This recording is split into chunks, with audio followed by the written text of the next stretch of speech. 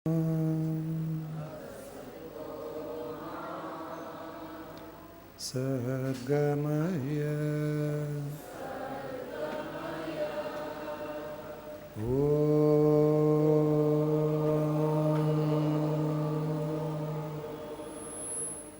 तमसो मा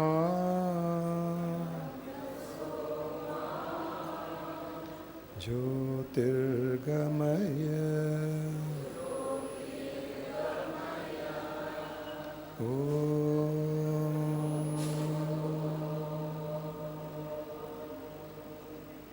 मृत्योर्मा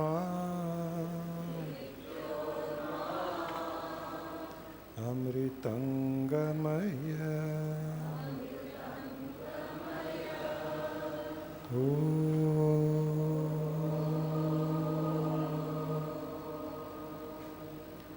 शांति शांति शांति।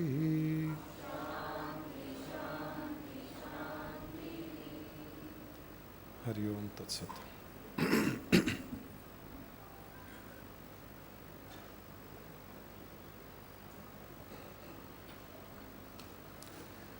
अनहोनी होती नहीं, होनी ही होती है।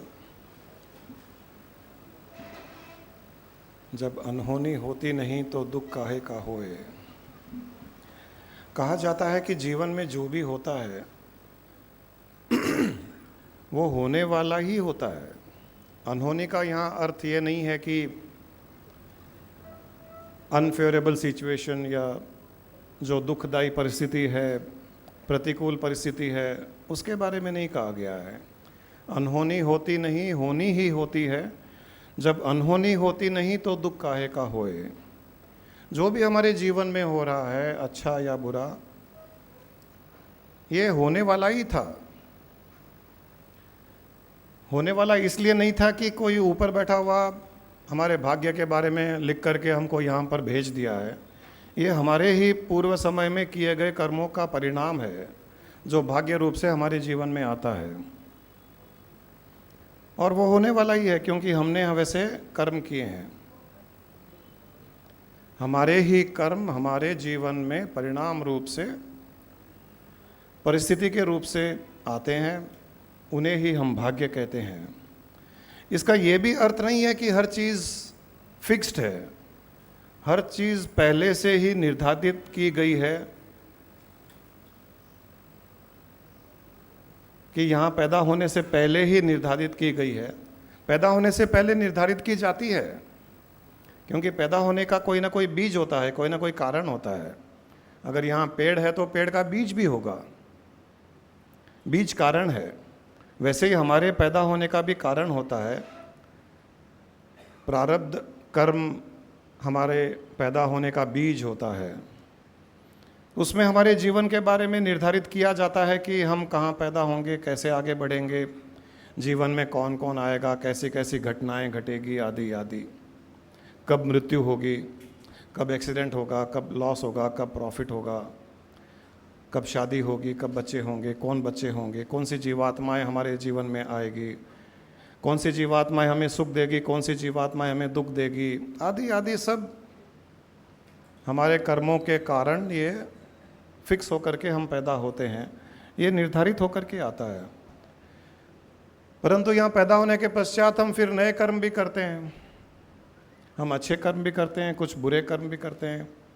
हमें ये पता नहीं है कि हमने पूर्व जन्म में अच्छे कर्म किए, बुरे कर्म किए, किस प्रकार के कर्म किए। उन कर्मों के कारण हमें ये जीवन मिला है, एक परिवार मिला है, माँ बाप मिले हैं, बच्चे मिले हैं, पत्नी पति मिला है। फिर हम नए कर्म कर रहे हैं। इन नए कर्मों के कारण हमारे भाग्य में जो लिखा हुआ था वो थोड़ा सा बदलना शुरू होता है। जो भी हम भाग्य लेकर के पैदा हुए थे उसमें नए कर्मों के कारण बदलाव शुरू हो जाता है। कभी बदलाव ऐसा होता है कि जो घटना घटने वाली है वो हल्की हो जाती है, उसकी इंटेंसिटी कम हो जाती है। कभी ऐसा भी होता है कि जो घटना घटने वाली है उसकी इंटेंसिटी बढ़ जाती है हमारे बुरे कर्म के कारण। ऐसा नहीं है कि हर बार इंटेंसिटी कम ही होगी। अगर हमने नए कर्म अच्छे नहीं किए, नए कर्म बुरे किए, पाप किए, तो इंटेंसिटी बढ़ भी सकती है। हम पैदा हुए थे, हो सकता है कि एक उम्र में आने के पश्चात गिर करके फ्रैक्चर होने का भाग्य लेकर के पैदा हुए थे, लेकिन यहाँ आने के पश्चात हमने कुछ बहुत बुरे कर्म किए। हो सकता है हमारी टांग ही टूट जाएगी, हो सकता है हम व्हील चेयर पर ज़िंदगी भर आ जाएं, और ये हो सकता है कि हम भाग्य के साथ जो पैदा हुए थे उसमें ऐसा था कि हमारे साथ बहुत बुरी घटना घटने वाली है। एक उम्र के पश्चात हम व्हील चेयर पर आने वाले हैं, एक उम्र के पश्चात हम बेड रिडन होने वाले हैं, लेकिन इस जन्म में हमने कुछ अच्छे कर्म किए, पुण्य कर्म किए, उसके कारण हम केवल गिर करके थोड़ा सा फ्रैक्चर में ही बच जाते हैं। ऐसे भाग्य में परिवर्तन होता है। फिर कई बार ऐसा भी होता है कि हमारे भाग्य में कुछ होना था, वो होता भी है, वैसा ही होता है जैसे भाग्य में होना था, परंतु उसके साथ ही साथ एक प्रोटेक्शन भी मिलता है। ये भी संभव है, ये भी पॉसिबल है। ये सब परम्यूटेशन कॉम्बिनेशन हमारे जीवन में बदलते रहते हैं। रोज़ हमारे कर्मों के द्वारा हम जिस प्रकार के कर्म अभी कर रहे हैं, उसके कारण हमारे पूर्व समय के कर्म, पूर्व समय का भाग्य बदलता रहता है। जब जब हमें हमारे जीवन की घटना के बारे में कोई कनेक्शन नहीं मिलता है, हमें समझ में नहीं आता है कि यह घटना घटी क्यों, अच्छी या बुरी, तब तो ये निश्चित बात है कि ये कोई ना कोई पूर्व जन्म के अच्छे या बुरे कर्मों का परिणाम ही है। और जब जब घटना घट रही है और उसके साथ में कुछ एडिशन भी हो रहा है, घटना घट रही है परंतु कहीं ना कहीं एक बचाव, एक प्रोटेक्शन, एक सुरक्षा भी मिल रही है, तो समझना चाहिए कि कुछ बुरे कर्मों के साथ में हमने कुछ पुण्य कर्म भी किए हैं, जिसके कारण ये प्रोटेक्शन हमें मिल रहा है। हैदराबाद में ही मेरे ख्याल से 2007 में यहाँ पर मक्का मस्जिद में, चार मीनार के पास में बम ब्लास्ट हुआ था। उसमें काफ़ी लोग मर गए थे। उसमें एक आदमी था,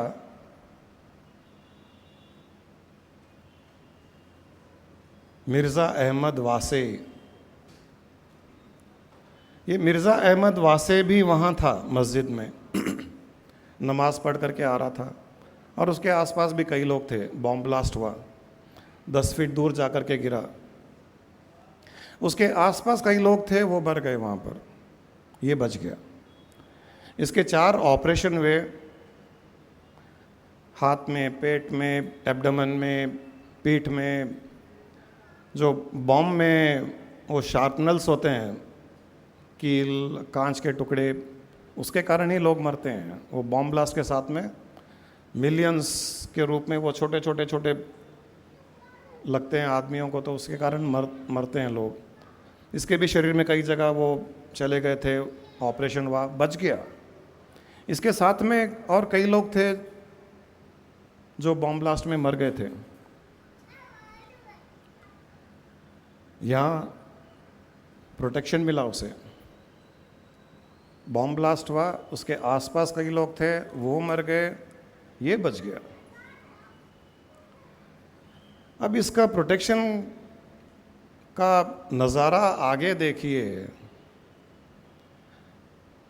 5 साल के बाद में, शायद 2012 में, 2012 में दिलसुख नगर में बॉम्ब ब्लास्ट हुआ था। वहाँ पर भी ये मिर्ज़ा अहमद वासे था। वहाँ पर भी बॉम्ब ब्लास्ट के आसपास ये था, इसके आसपास लोग थे। बॉम्ब ब्लास्ट हुआ, उछल के 10 फीट दूर गिरा, इसके आसपास के लोग मर गए, वहाँ भी ये बच गया। 2 बार ज़िंदगी में बॉम्ब ब्लास्ट के जगह में रहते हुए दोनों बार इसको प्रोटेक्शन मिला, बच गया। फिर 4 बार उसके ऑपरेशन हुआ, फिर उसके वो शार्पनर्स निकाले गए, बच गया वो, मिराकल। और उसी दिलसुख नगर के ब्लास्ट में एक म्यूनसिपैलिटी का एक आदमी, सुपरवाइज़र कोई, रामुलू, वो मरा। ये थर्सडे को हुआ था बॉम्ब ब्लास्ट। ये रामुलू म्यूनसिपैलिटी का आदमी, उसका जॉब साइट पर ही होता है, वो ऑफिस में नहीं रहता है कभी भी। उस दिन कोई स्ट्राइक थी म्यूनसिपैलिटी की और उसको दिलसुख नगर ऑफिस में रहना पड़ा, और वो दिलसुख नगर ऑफिस में रहा। ये बॉम्ब ब्लास्ट हुआ, बॉम्ब ब्लास्ट की जगह में वो आया और वो मर गया।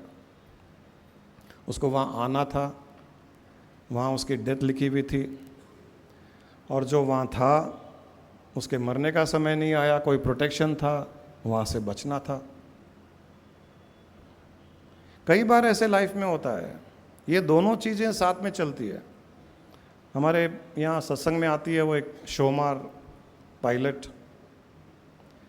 अभी कुछ दिनों के पहले वो सुबह सुबह किसी ट्रेनिंग के लिए जा रही थी, मेडचल हाईवे पर शायद 5-5:30 बजे की बात है। सेल्फ ड्राइव कर रही थी, क्या हुआ पता नहीं, उसकी गाड़ी 2-3 चक्कर लगा करके रोड के साइड में गिर गई। अंदर के एयर बैग्स उसके ऊपर आए, बुरी तरह से गाड़ी उसकी नष्ट हो गई थी, पूरी डैमेज हो गई। इसको एक खरोंच भी नहीं आई। ये बाहर आई, खड़ी रही, गाड़ी को देख करके इसको लगा कि इसके अंदर जो था वो बचा क्या नहीं बचा क्या, ये खुद देख रही है। इतनी बुरी तरह से वो तहस नहस हो गई। बाहर आई, 2 मिनट खड़ी रही और वहाँ से मैसेज करती है, प्रणाम गुरुजी, गुरु माँ। ऐसी स्थिति में भी उसको, उसका माइंड इसी तरह काम कर रहा है। सुबह 5:30 बजे, अंधेरा था। फिर फ़ोन करती है अपने हस्बैंड को कि ऐसे ऐसे एक्सीडेंट हो गया, मैं ओला टैक्सी लेकर के घर आऊँ या तुम आ रहे हो लेने के लिए। वो जब लेने के लिए गया तो वो खुद विश्वास नहीं कर सका कि इसको कुछ हुआ नहीं है, एक खरोंच भी नहीं।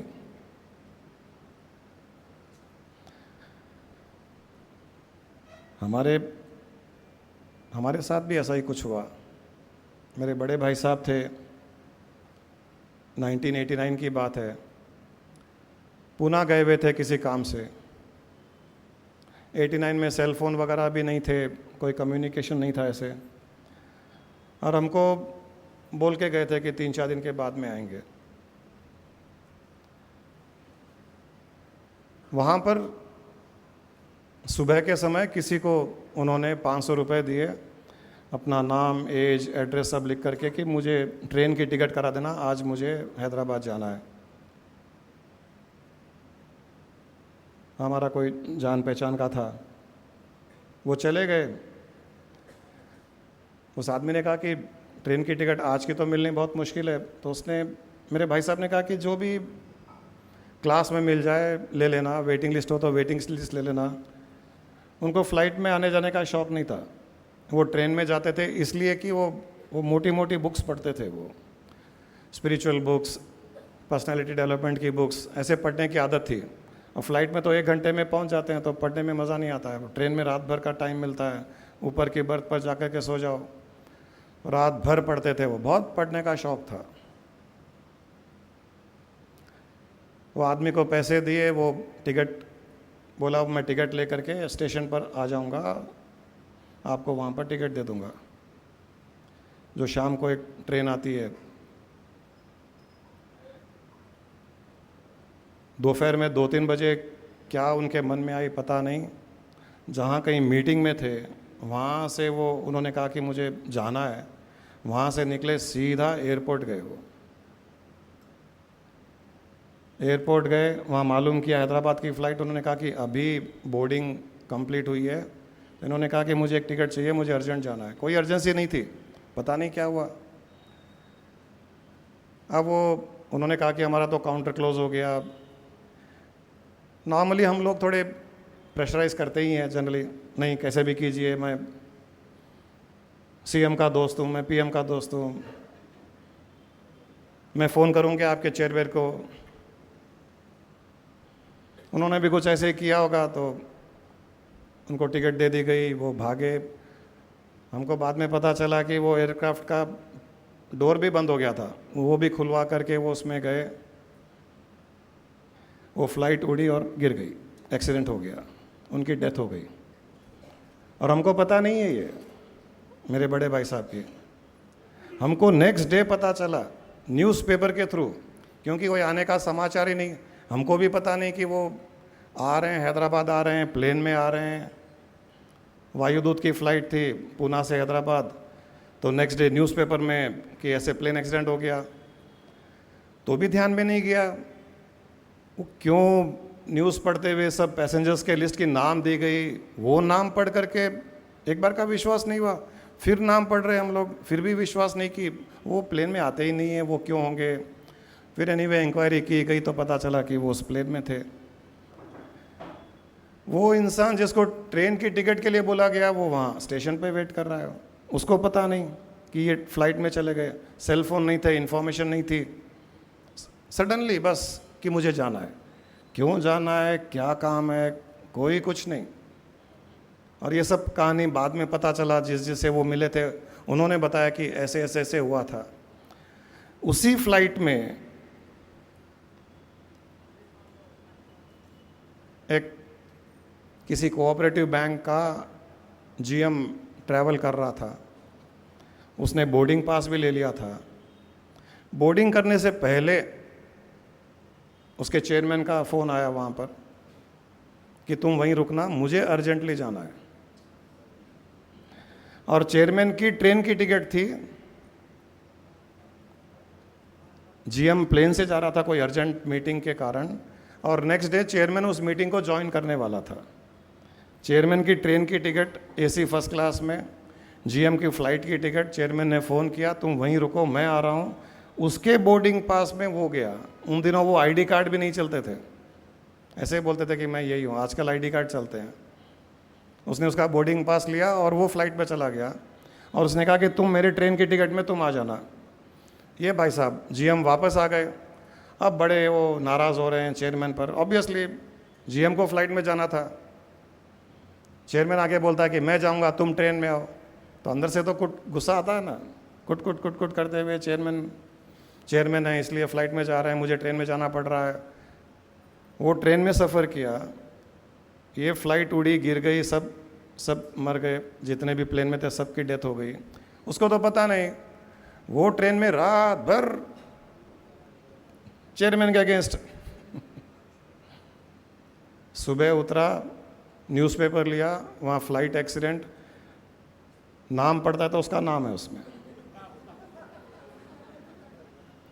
क्योंकि उसके नाम की टिकट थी, उसका नाम है वहाँ पर कि इनकी भी डेथ हो गई। एनीवे वो बाद में बाहर हो गया, वहाँ एयरलाइंस में गया, सब क्लैरिफिकेशन हुआ। लेकिन यहाँ जिसको बचना था वो कैसे वहाँ से आया, जिसको ऊपर जाना था वो अंदर क्यों गया प्लेन में। किस प्रकार से जीवन में घटनाएं घटती है, हमारी बुद्धि के बाहर की चीज़ है ये। हम सोच भी नहीं सकते हैं कि किस किस प्रकार से हमें प्रोटेक्शन मिलता है, किस प्रकार से हम मौत के मुंह में जाते हैं, किस प्रकार से कुछ होकर के भी प्रोटेक्शन मिल जाता है। जहाँ लगता नहीं है कि यहाँ कोई बचा होगा वहाँ पर बच भी जाते हैं। ऐसे ऐसे किस्से जीवन में जो होते हैं, ये सब हमारे पूर्व समय में किए हुए कर्म जो भाग्य रूप से इस जीवन में आए हैं, और उनके साथ में इस जीवन में किए हुए नए कर्म, इनके साथ में ये कॉम्बिनेशन बन करके या तो अच्छा या बुरा, या प्रोटेक्शन, सुरक्षा, इंटेंसिटी कम, इंटेंसिटी ज़्यादा, या कई बार टल भी जाती है। ये होनी होती ही है, इसलिए कहा जाता है कि जो होनी है वो होगी होगी। होनी का अर्थ अगेन मैं वही बता रहा हूँ कि ये नहीं है कि पूर्व जन्म में ही डिसाइड हो गया कि ये होने वाली है। यहाँ हर पल मॉडिफाई हो रहा है, हर पल जो हमारा भाग्य बना हुआ है वो बदल रहा है, परंतु वो बदल करके किस रूप में हमारे जीवन में आएगा ये हमें पता नहीं है। अच्छे बुरे, प्रतिकूल, अनुकूल, फेवरेबल, अनफेवरेबल, किसी भी रूप में किसी के साथ भी कुछ भी हो सकता है। भगवान राम को भी पता नहीं था कि राजा बनने से पहले वनवास जाना पड़ेगा। भगवान को पता नहीं है कि वनवास जाना पड़ेगा। हमारे यहाँ ज्योतिषियों को तो बहुत पता है।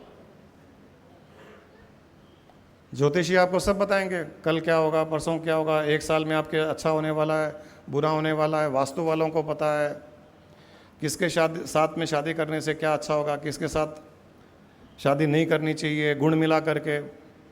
और राम सीता के तो 36 गुण मिले थे, फिर भी दाम्पत्य जीवन का सुख भोगा ही नहीं। बच्चे भी जंगल में पैदा हुए, पत्नी को जंगल में रहना पड़ा। ज्योतिषियों को पता होता है क्या होने वाला है, और खास करके क्या बुरा होने वाला है ये इनको पता है, अच्छे का नहीं पता। आज तक किसी ज्योतिषी ने नहीं कहा कि आपके जीवन में बहुत कुछ अच्छा होने वाला है, बहुत प्रॉफिट होने वाला है, बहुत लाभ होने वाला है, बहुत अच्छी बहू आने वाली है, कभी भी नहीं कहा। थोड़ा ध्यान रखिए, 7.5 है, शनि की दशा है, मंगल की दशा है, क्योंकि मालूम है ये कमज़ोर माइंड आया। ज्योतिषी के पास जो आया है वो हमारे जैसा तो जाएगा नहीं, वो कमज़ोर माइंड ही जाएगा उसके पास में, डरा हुआ जाएगा। उसका चेहरा देख के ही समझ आता है पहले तो कुछ ना कुछ इसके जीवन में कुछ ना कुछ घटनाएं घट रही है, इसीलिए यहाँ आया है, वरना जाएगा ही क्यों। वास्तु वाले के पास में या ज्योतिषी के पास में कोई भी व्यक्ति जिसके लाइफ में अच्छा ही अच्छा हो रहा है वो जाएगा ही नहीं। जिसको कहीं ना कहीं डर है, कुछ बुरा समय चल रहा है, किसी ने कह दिया कुछ बुरा होने वाला है, वो ही जाएगा। फिर डराएगा भी पहले और बाद में कहेगा इसका उपाय भी है। अगर वो होने वाला है तो फिर टलेगा कैसे? खाली पूजा पाठ यज्ञ से कैसे टलेगा? तो दोनों चीज़ें कह देते हैं, ये हो सकता है और ये उपाय करो तो टल भी सकता है। चित भी मेरा और पट भी मेरा। हमारे गांव में मुझे पिताजी बताते हैं, एक वो घरों में वो डाकोत कुछ बोलते हैं उनको गांव में, वो आते थे शनिवार को। वो लोग भी बड़े प्रेडिक्शन करते हैं। तो किसी के घर में कोई डिलीवरी होने वाली होती है, बच्चा पैदा होने वाला होता है, तो घर वाले को बोलते हैं कि लड़की पैदा होगी, और पास वाले को जाके कहते हैं कि घर वाले को कहते हैं लड़का पैदा होगा। जिसके बच्चा पैदा होने वाला है उसको कहेंगे कि लड़का पैदा होगा, पास वाले को जाके कहेंगे लड़की पैदा होगी। अब लड़का पैदा हुआ, हाँ भाई उन्होंने कहा था, क्या भविष्यवाणी। लड़की पैदा होती तो पकड़ते थे उसको, तुमने तो कहा था लड़का पैदा होगा, लड़की पैदा हो गई। बोले पास वाले को पूछ लो, आपको कैसे कहता लड़की पैदा होगी? प्रेगनेंसी में कैसे आपको डिप्रेस करता, कैसे मायूस करता? ये इनके बिजनेस टेक्टिक्स हैं। जैसे सब हमारे बिजनेस के भी हम कई टेक्टिक्स अप्लाई करते हैं, ये ज्योतिषियों के, वास्तु वालों के टेक्टिक्स है, और कमज़ोर माइंड वाले उनके टेक्टिक्स में फंस जाते हैं। कोई भी ग्रह हमारा भाग्य नहीं बनाता है। भाग्य केवल और केवल हमारे कर्मों के द्वारा बनता है। हम जो भी कर्म लेकर के आए हैं पैदा होने से पहले, और अभी जो नए कर्म कर रहे हैं, इनका एक मेल जोल बन करके भाग्य बनता है।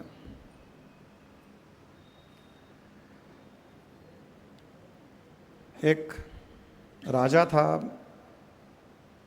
बड़ा अच्छा राजकाज उसका चलता था।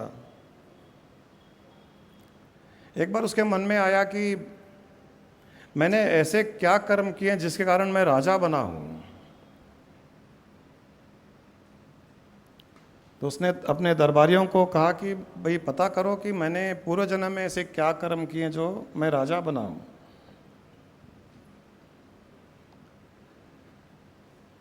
तब किसी ने कहा कि वो जो गांव में आपके राज्य में जो मैत्रानी है, झाड़ू मारती है, आप उसको जाके पूछिए।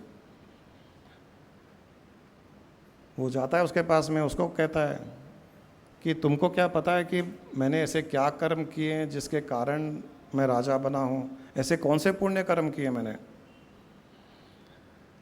तब उसने कहा कि मुझे पता नहीं है, आप वहाँ पहाड़ पर जो बाबा बैठे हैं उनके पास जाइए, उनको पूछिए। वहाँ गए, वो भागे भागे, वहाँ बाबा जी ध्यान में बैठे थे, उनके सामने लकड़ियाँ जल रही थी, यज्ञ हो रहा था, यज्ञ के सामने बैठे। उनका एक असिस्टेंट था जो यज्ञ में लकड़ियाँ डाल रहा था, वो घी डाल रहा था। राजा थोड़ी देर बैठे वहाँ पर, फिर बाबा जी की आंख खुली तो उन्होंने पूछा कि बाबा जी ऐसे मैंने कौन से कर्म किए जिसके कारण मैं राजा बना हूँ इस जन्म में। तो उन्होंने कहा कि तुम और जो तुम्हारे राज्य में जो झाड़ू मार रही है वो मैत्रानी जिससे तुम अभी मिल कर के आए हो, वो ये जो मेरे यज्ञ के सामने बैठा हुआ है मेरा असिस्टेंट, वो तीनों भाई बहन थे पूर्व जन्म में। और वहाँ देखो एक पागल सी औरत, बाल बिखरे हुए, कपड़े फटे हुए हैं, वो तुम लोगों की माँ थी पूर्व जन्म में। तुम तीनों भाई बहन और वो तुम्हारी माँ। तुम लोग गरीब थे,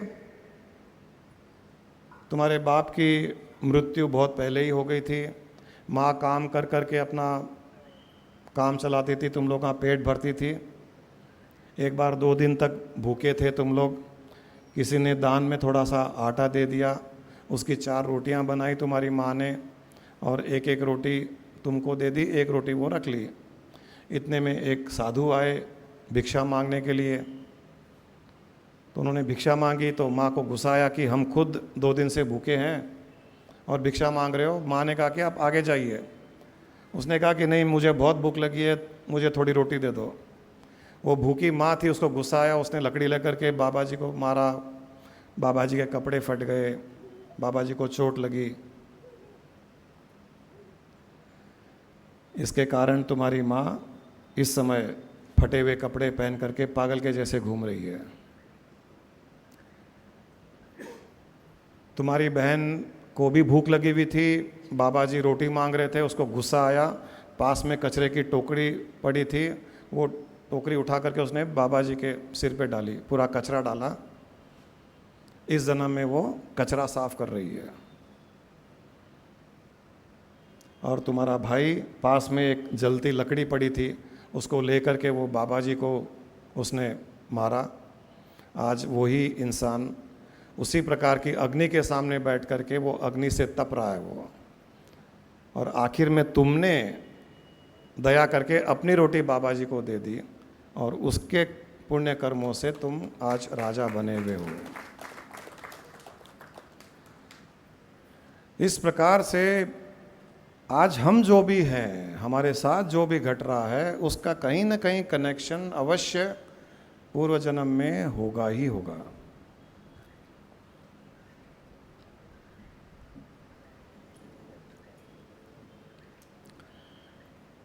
पूर्व जन्म ने किसने क्या किया, किसने क्या नहीं किया, ये तो हमें पता नहीं है।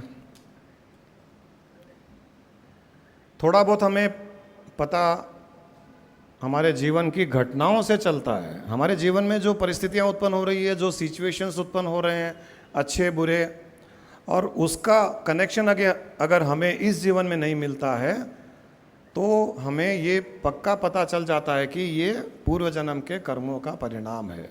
ये हमें साफ पता चलता है, क्योंकि इस जन्म में हमने कुछ किया किसी के साथ में और उसका अच्छा या बुरा रिजल्ट मिला तो हम कह सकते हैं कि अरे मैंने गलती से उसके साथ में बुरा किया इसलिए ये फल मिला, या उसको मैंने दान किया उसके कारण मुझे ये फल मिला। कनेक्शन जुड़ जाता है। लेकिन जहाँ कनेक्शन जुड़ता नहीं है वहाँ पर पूर्व जन्म का ही कनेक्शन हमको देखना पड़ता है। उस पूर्व जन्म के भाग्य को अगर हम एक्सेप्ट कर लें यहाँ पर, और नए जो कर्म कर रहे हैं उनमें थोड़ी सावधानी बरतें, उनमें थोड़े कॉशियसली हम आगे बढ़ें, और इंटेंसिटी से अच्छे कर्म करें तो कई पूर्व जन्म के कर्म मॉडिफाई होकर के हमारे जीवन में अच्छी परिस्थितियां उत्पन्न कर सकती है। वहाँ हमने क्या किया हमें पता नहीं है, परंतु यहाँ अब जब थोड़ी समझ आ गई है और इस विज्ञान की, इस साइंस की, इसके रहस्य का पता चल गया है कि कर्मों का ये जाल कैसा होता है, इसमें कैसे फेरबदल होता है, मॉडिफाई होता है, तब हमको यहाँ पर नए कर्म इस प्रकार के करने चाहिए जिससे पूर्व जन्म के कर्मों में कोई बदलाव आ जाए, हमें प्रोटेक्शन मिल जाए, आगे का जीवन अच्छा हो जाए। इसलिए हमें कुछ बातों का ध्यान रखना पड़ता है। सबसे पहले अपने आप के लिए, स्वयं के लिए कभी भी नेगेटिव थॉट्स उत्पन्न नहीं होने देना चाहिए। अपने आप के माइंड में नेगेटिव थॉट्स को उत्पन्न नहीं होने देना चाहिए। मेरे साथ ऐसा हो जाएगा, मेरे साथ वैसा हो जाएगा, मैं अच्छा नहीं हूँ, मैं बुरा हूँ, मेरा कहीं लॉस हो जाएगा, मेरा कहीं एक्सीडेंट हो जाएगा, ये अवॉइड करना चाहिए, क्योंकि ये भी हमारे कर्म बन जाते हैं। हमारे थॉट्स ही हमारे कर्म है, और जब हम हमारे बारे में बुरा सोचते हैं तो हमारी ही वाइब्रेशंस ब्रह्मांड में जा कर के ब्रह्मांडीय शक्तियों को ये संकेत देती है, इंडिकेट करती है कि मुझे ये चाहिए, मुझे ये चाहिए। वो एक प्रार्थना के रूप से जाती है। ब्रह्मांडीय शक्तियों को बुद्धि नहीं होती है, हम जो वाइब्रेशंस उनकी ओर भेजते हैं कि कहीं मेरा नुकसान नहीं हो जाए, मेरे लॉस नहीं हो जाए, कहीं मेरा एक्सीडेंट नहीं हो जाए, कहीं मेरे साथ ऐसा नहीं हो जाए, कहीं मेरे साथ वैसा नहीं हो जाए, तो ये ब्रह्मांड में एक सिग्नल जाता है और उस सिग्नल के अनुसार हमारे जीवन में परिस्थितियाँ उत्पन्न हो सकती है। इसलिए अपने बारे में कभी नेगेटिव नहीं सोचना चाहिए। नंबर 2, दूसरों के बारे में नेगेटिव नहीं सोचना चाहिए कि उसके साथ बुरा हो जाए, उसके साथ ऐसा हो जाए, उसके साथ वैसा हो जाए। अगर हम दूसरों के बारे में भी सोचेंगे वो भी हमारे जीवन में रिबाउंड होकर के आएगा। इसलिए अगर हमको हमारे जीवन में अच्छा ही अच्छा चाहिए तो अपने जीवन के बारे में अच्छी अच्छी कल्पना करते रहना चाहिए। मेरे साथ बहुत अच्छा होने वाला है, मेरे साथ सब कुछ अच्छा होने वाला है, जो हो रहा है मेरे साथ में अच्छा ही हो रहा है, जो होगा वो भी बहुत अच्छा ही होगा। इस प्रकार खुद के लिए, दूसरों के लिए भी इसी प्रकार से प्रार्थना रूप से कि इनके जीवन में अच्छा ही अच्छा हो, उनके जीवन में अच्छा ही अच्छा हो। जब हम दूसरों के बारे में भी प्रार्थना रूप से कुछ अच्छा सोचते हैं तो वो भी हमारे भाग्य में बदलाव करता है। तीसरा, कभी दूसरों के साथ में व्यवहार ऐसा नहीं करना चाहिए कि उनकी नेगेटिव वाइब्रेशंस हमारी ओर आए। ये भी हमें ध्यान रखना चाहिए कि हम दूसरों के साथ में व्यवहार अच्छा रखें जिसके कारण उनकी नेगेटिव वाइब्रेशंस हमारी ओर उत्पन्न नहीं हो। चौथी बात ध्यान रखने की है कि यहाँ पर हमें आशीर्वाद की कमाई हर पल करनी है। किसी न किसी रूप से आशीर्वाद की कमाई यहाँ करते रहिए। कब किसके आशीर्वाद की कमाई हमारे जीवन में सुरक्षा बन करके हमारे लिए अच्छा कार्य करेगी हमको पता नहीं है। ये कमाई कभी भी नहीं छोड़नी चाहिए। बड़ों का आशीर्वाद हो, संतों का आशीर्वाद हो,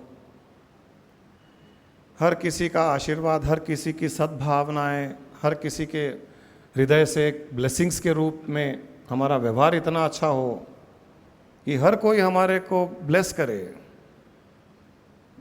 जैसे आज बात की थी, वो शोमा की गाड़ी इतनी बुरी तरह से एक्सीडेंट हो गई परंतु उसके कुछ भी नहीं हुआ, तो कहीं ना कहीं किसी न किसी का आशीर्वाद था। 2 बार बॉम्ब ब्लास्ट में इंसान बच जाए, कहीं ना कहीं आशीर्वाद था।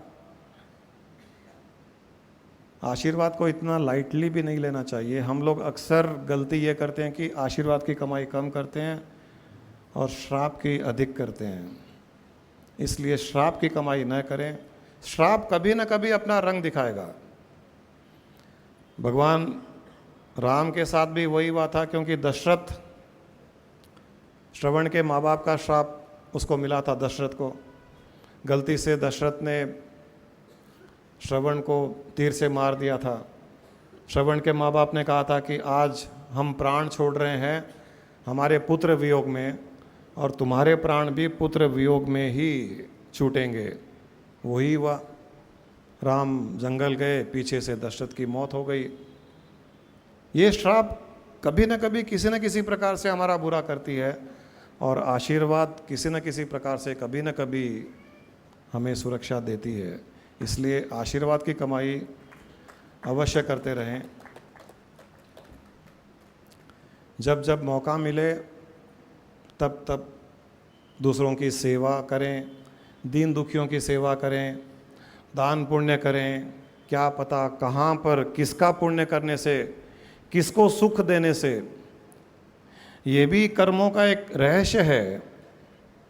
हमने अगर किसी को दुख दिया और उसको पता भी नहीं चला कि मैंने दुख दिया है, ऐसा भी कई बार होता है। या हमने किसी को सुख दिया और उसको पता भी नहीं चला कि हमने सुख दिया है, फिर भी वो दुख और सुख जिसके निमित्त हम बने हैं वो हमारे कर्मों के साथ जुड़ जाते हैं। हमको पता न भी होते हुए ब्रह्मांड को पता है। जैसे कहते हैं ना कि दान भी ऐसा दो कि आप एक हाथ से दो तो दूसरे हाथ को पता नहीं चले कि आपने दान दिया है। लेकिन कई लोग पता कैसे चलेगा कि मैंने दान दिया है? वो पंखे पर भी नाम लिखा देते हैं। वो 20 साल तक पंखा घूमता रहता है, उसके ऊपर नाम लिखा देते हैं, चेयर के ऊपर, टेबल के ऊपर, ग्लास के ऊपर। उसका फल नहीं मिलता है, क्योंकि शास्त्रों में कहा गया है कि तुमने अगर दान किया और उस दान का पता सबको चल गया, तुम्हारा नाम हो गया कि तुमने दान किया है, तो उसका फल तो तुमको मिल गया। और क्या फल मिलेगा? बोनस थोड़ी मिलेगा। नाम लिखा दिया, फल मिल गया। इसलिए कहते हैं कि दान ऐसा करो कि किसी को पता न चले, और डरिए मत, डरिए मत। उसका पुण्य का फल अवश्य आपको मिलेगा, क्योंकि वो जो दान किया गया है, जो गुप्त दान किया गया है, उससे जिसको सुख मिला है, वो सुख की तरंगें ब्रह्मांड में जैसे जाती है, वो दान देने वाले के साथ जुड़ जाती है, और वो कभी न कभी किसी न किसी समय उसको सुख देगी, उसको सुरक्षा देगी। इसलिए दान करने में कभी भी नाम के साथ मत कीजिए, गुप्त दान कीजिए।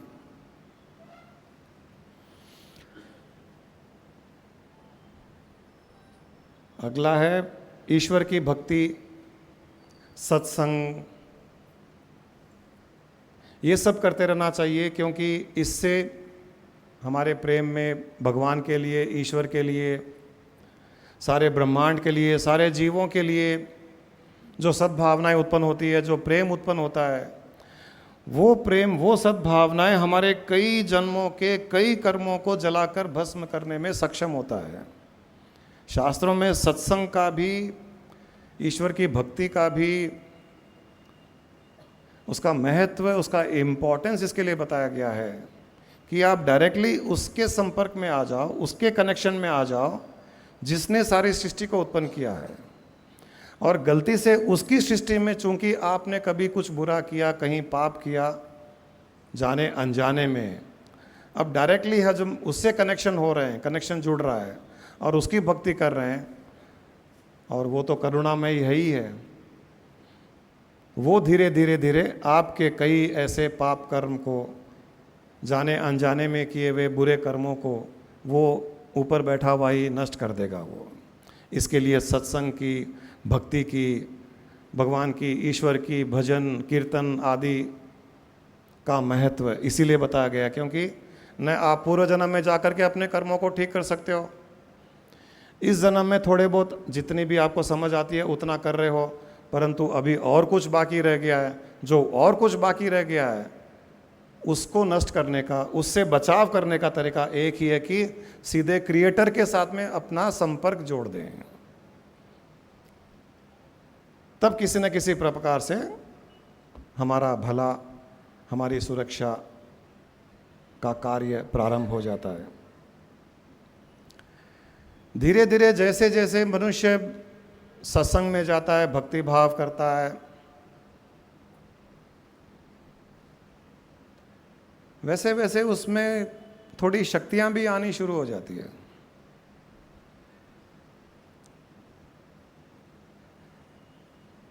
ये बहुत से लोगों के साथ में हुआ है, जो ध्यान करते हैं, जो भक्ति करते हैं, जो पूजा पाठ करते हैं, जो मंत्र का जाप करते हैं, जो राम नाम या किसी भगवान का नाम उच्चारण करते हैं, जो थोड़े इसमें आगे बढ़ गए हैं, उनके सहजता से ही नेचुरली उनमें शक्ति आ जाती है।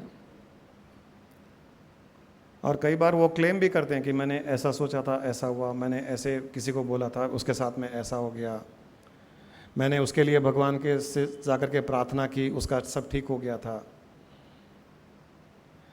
ये फिर हमारे गिरावट का कारण बन जाता है।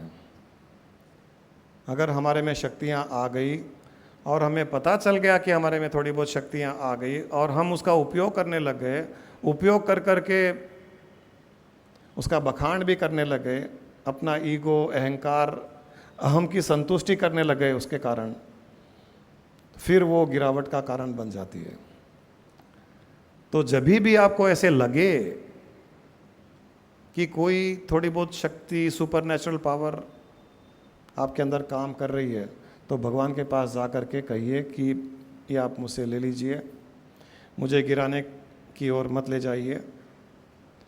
इससे सुरक्षा मांगिए भगवान से कि मुझे ये सब नहीं चाहिए, क्योंकि आप काफ़ी आगे बढ़ गए हैं, तभी ये शक्तियाँ आपके पास में आई है। और भगवान भी तो कोशिश करता है, हर्डल रेस क्रिएट करता है, उसके पास भी इतनी जगह नहीं है कि आप सबको वहाँ पर एंट्री मिल जाए। तो कोशिश करता है कि थोड़े लोग यहाँ संसार में ही उलझे रहें, किसी को धन दौलत दे करके, किसी को नाम सम्मान दे करके, किसी को शक्तियाँ दे करके। तो ये आप ध्यान में रखिएगा, और जैसे जैसे शक्तियाँ आए वो भगवान को जा करके प्रार्थना करके उसे वापस दे दीजिए। एक बहुत बड़ा भगवान का भक्त था, भगवान का भक्त क्या, बहुत बड़ा भक्त था।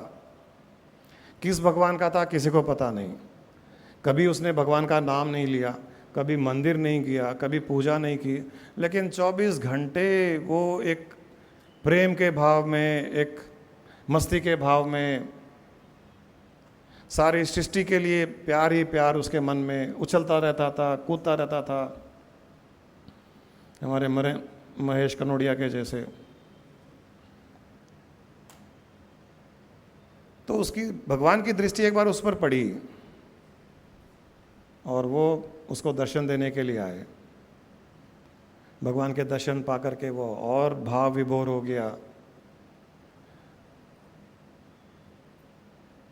उसने भगवान से पूछा कि हे भगवान, आपने मुझे दर्शन क्यों दिए हैं? मैं कभी आपके मंदिर नहीं गया, मैंने कभी आपकी पूजा नहीं की, कोई स्तुति नहीं की, मुझे भजन नहीं आता है, मुझे कीर्तन नहीं आता है, न यज्ञ किया मैंने, न कभी आपका नाम का जाप किया, न कोई मंत्र आदि का जाप किया, फिर आप मुझे दर्शन देने क्यों आ गए? आपके तो बहुत से भक्त हैं, आप उनको दर्शन क्यों नहीं देते? बोले जो तुझ में दिखा वो दूसरों में नहीं दिखा। ऐसे कई लोग हैं जो मंदिर आते हैं, मेरी पूजा करते हैं, एक एक घंटा विधि विधान से पूजा करते हैं। ऐसे कई लोग हैं, करोड़ों लोग हैं, वो 1 घंटा मेरे मंदिर में आकर के पूजा करते हैं, परंतु बाकी 23 घंटे वो उसके विपरीत कार्य करते हैं। कई लोग हैं जो ध्यान करते हैं, मेरा 1-1 घंटा ध्यान करते हैं, परंतु बाकी 23 घंटे वो संसार का ध्यान करते हैं। कई लोग हैं जो कभी कभी किसी के चेहरे पर हंसी लाने की कोशिश करते हैं, लेकिन बाकी 23 घंटे लोगों को रुलाते हैं। इसलिए मैं उनको दर्शन नहीं दे सकता है। तुम एक ही हो जो 24 घंटे उसी भाव में, उसी मस्ती में, उसी भक्ति में, तुम जानते भी नहीं हो कि मैं कौन हूँ, कौन नहीं हूँ, मेरा नाम क्या है, मेरा स्वरूप क्या है। तुमने कभी चिंता ही नहीं की, कभी तुमने शास्त्र नहीं पढ़ा, परंतु तुम में जो भक्ति भाव है और जो 24 घंटा भाव है, उसके कारण मुझे यहाँ आना पड़ा। उस चीज़ ने, उस भक्ति ने, उस प्रेम ने मुझे यहाँ खींचकर आकर्षित किया। मेरे पास भी कोई यहाँ ऑप्शन नहीं है कि मैं यहाँ आऊँ या नहीं आऊँ। बड़ा खुश हुआ और नाचने लगा, कूदने लगा। भगवान ने कहा कि भक्त, मैं बहुत प्रसन्न हूँ, कोई वरदान मांगो।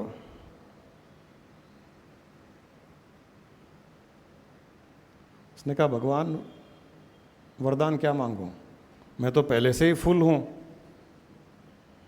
वो मांग भी लो तो रखूंगा कहां पर। आप किसी से कोई चीज़ मांगते हो तो घर में जगह भी होनी चाहिए ना, आपके अंदर जगह होनी चाहिए उसको रखने के लिए। बोले मैं तो पूर्ण हूं, आप कुछ दे भी दोगे तो मैं रखूंगा कहाँ उसे, मुझे कुछ नहीं चाहिए। बोले यार तू किस प्रकार का विलक्षण भक्त है, यहाँ तो लोग लाइन लगाते हैं अगर मैं कुछ वरदान देने के लिए तैयार हो जाऊँ तो। अगर हिंदी मिलाप में आ जाए कि भगवान कल दर्शन देंगे और वरदान देंगे तो सारे हैदराबाद के लोग वहाँ लाइन लगा देंगे। जैसे ही पता चला कि वो हनुमान जयंती पर बड़े बड़े हनुमान जाने वाले हैं तो लोग चले जाते हैं ना कि कहीं हनुमान जी की दृष्टि पड़ जाए हम पर। जितने बड़े हनुमान उतने ही बड़े उनकी शक्तियाँ, छोटे हनुमान छोटी शक्तियाँ, छोटे गणेश जी छोटी शक्तियाँ, बड़े बड़े गणेश जी बड़ी भक्तियाँ।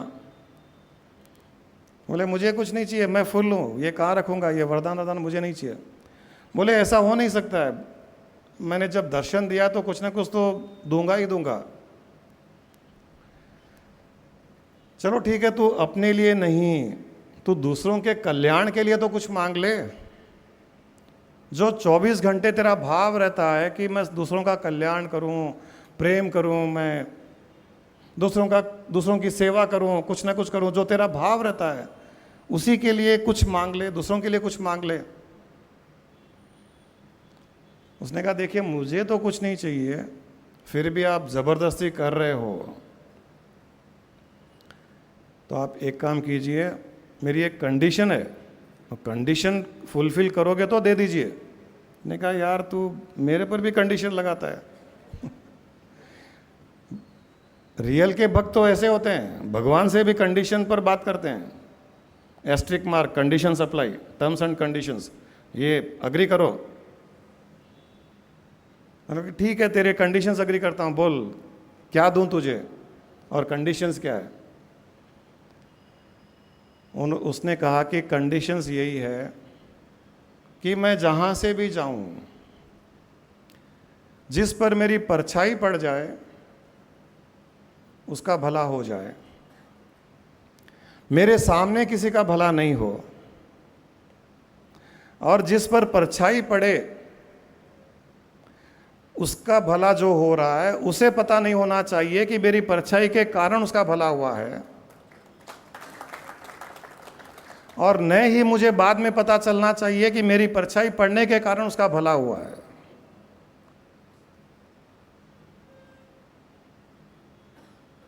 इस कंडीशन पर अगर देना चाहते हो कि मुझे कभी भी पता नहीं चले कि किसका कल्याण मेरे पीछे हुआ है, जिसका हुआ है उसको भी पता न चले, न मुझे पता चले, ऐसा कुछ देना है तो दे दो, वरना टाटा बाय बाय, आप जाइए यहां से। भगवान ने कहा तथास्तु। ये होते हैं भक्त, ये होते हैं संत, कि शक्तियां सिद्धियां है भी तो भी मुझे पता नहीं चलना चाहिए कि मेरे पास शक्तियां सिद्धियां हैं। शक्ति सिद्धियां हैं तो भी दूसरों को पता नहीं चलना चाहिए कि मेरे भीतर क्या है। ये होता है। हमारे स्वामी जी के पास भी कई लोग आते थे, कई अपनी परेशानियां लेकर के आते थे। स्वामी जी ऐसा हुआ, स्वामी जी वैसा हुआ, स्वामी जी कुछ कृपा कीजिए, स्वामी जी ये कीजिए, स्वामी जी वो कीजिए। स्वामी जी कहते थे भाई तुम बाबा हॉल में जाओ, वहाँ एक श्री सलम आश्रम में एक बाबा हॉल है, वहाँ जाओ, वहाँ प्रार्थना करो, बाबा ठीक करेंगे। और 99% लोगों के सब प्रॉब्लम सॉल्व होते थे। फिर आके बोलते थे स्वामी जी प्रॉब्लम सॉल्व हो गई, स्वामी जी धन्यवाद स्वामी जी। मुझे नहीं पता, बाबा को ही जाके धन्यवाद करो, जो भी है वहीं प्रार्थना करो, वहीं धन्यवाद करो, मुझे पता नहीं है। कभी भी अपने ऊपर उन्होंने कभी लिया ही नहीं है। हम बड़े आश्चर्यचकित होते थे क्योंकि उनके पास जाने से पहले ऐसे दूसरे साधु संतों के बारे में देखते थे तो हर कोई अपने शक्तियों का प्रदर्शन करता है, प्रमोशन करता है, पब्लिसिटी करता है। और ये जो है किसी का अच्छा भी हो जाए तो भी मुझे पता नहीं, बाबा जी को पता है। उनको ही बात करो, वहीं प्रार्थना करो और वहीं धन्यवाद कर दो। इतने छुपे हुए होते हैं जिनके पास में रियलिटी में शक्तियाँ, सिद्धियाँ या हमारे कल्याण हेतु कुछ किसी के पास में है, वो छुपे हुए होते हैं।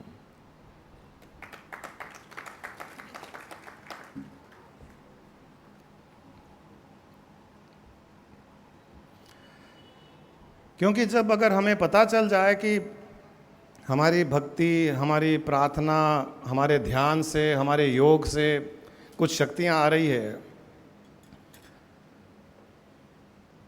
तो कहीं ना कहीं उसका अहंकार भी आना शुरू हो जाता है। ये सब बचाव अहंकार नहीं आए उसके लिए है, जो अल्टीमेटली उस ईश्वर को मिलना चाहता है, जो अपना एनलाइटनमेंट चाहता है, जो ईश्वर के दर्शन कर करके ईश्वर के धाम जाना चाहता है, वो अहंकार से बचना चाहता है। और अहंकार से तो कई बड़े बड़े लोग नहीं बच पाए। हनुमान जी तक में अहंकार आ गया था एक बार। जब हनुमान जी लंका गए, सीता को ढूंढा, तो सीता जी ने पहचान के रूप में क्या दिया था उनको? अंगूठी दी थी कि राम को दिखा देना ये अंगूठी, इस अंगूठी से वो पहचान जाएंगे कि मैं यहाँ हूँ, उन्हें विश्वास हो जाएगा। तो जब अंगूठी लेकर के वापस आ रहे थे हनुमान जी, तो उनको रास्ते में प्यास लगी। रास्ते में प्यास लगी तो वो देख रहे थे, एक वहाँ पहाड़ था, एक साधु बैठे हुए थे, तो वो उस साधु के पास में गए। उन्होंने कहा कि मुझे प्यास लगी है, यहाँ पानी कहाँ है? तो उन्होंने कहा कि तुम कौन हो?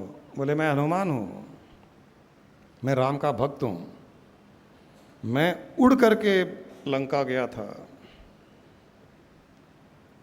वहाँ रावण ने सीता मैया को उठा के वो ले गया था, वहाँ मैंने सारे लंका का नाश किया, सीता मैया के दर्शन किए, उनकी अंगूठी लेकर के आया हूँ, वापस उड़ करके आया हूँ और राम के पास जा रहा हूँ। मैंने कहा अच्छा, अंगूठी देखी, अच्छा बड़ी सुंदर अंगूठी है। तो बोले यहाँ पास में एक पानी का जल, वहाँ जल है, जलाशय है, वहाँ चले जाओ, पानी पी लो। तो हनुमान ने कहा कि ये अंगूठी मैं यहाँ रख दूँ क्या, कहीं वहाँ फिसल के गिर नहीं जाए? तो बाबा जी ने कहा कि इस कमंडल में डाल दो, वापस जाने के टाइम ले जाना।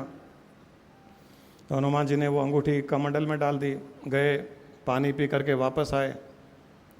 तो कमंडल में देखे तो वहाँ पर अंगूठियाँ ही अंगूठियाँ। हनुमान जी ने कहा कि मेरी अंगूठी कहाँ है इसमें? बोले ढूंढ लो। उन्होंने देखी तो सारी की सारी एक ही प्रकार की अंगूठी, एक ही जैसी अंगूठी। हनुमान जी का माथा ठनका, बोले ये क्या हुआ? बोले इसमें इतनी अंगूठियाँ कैसे आई? मैं तो एक अकेला हनुमान, वो सीता, मैं उसकी अंगूठी लेकर के आया, इसमें इतनी अंगूठियाँ कैसे? तो साधु हंसने लग गए, बोले हनुमान, कई बार कई युगों में कई राम हो चुके हैं, कई युगों में रावण सीता को उठा के ले जा चुका है, हजारों हनुमान हो चुके हैं,